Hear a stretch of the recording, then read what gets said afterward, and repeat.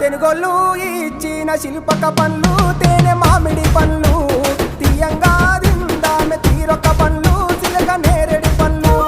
కాపంలో ఇచ్చిన మక్క కంకులు అవి పాల కంకులు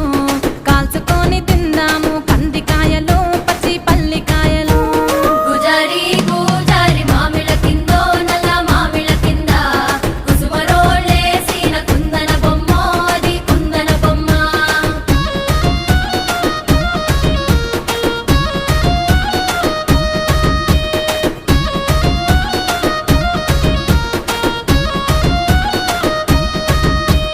బెస్తోలు పెట్టిన పచ్చి చేపలు అవి వట్టి చేపలు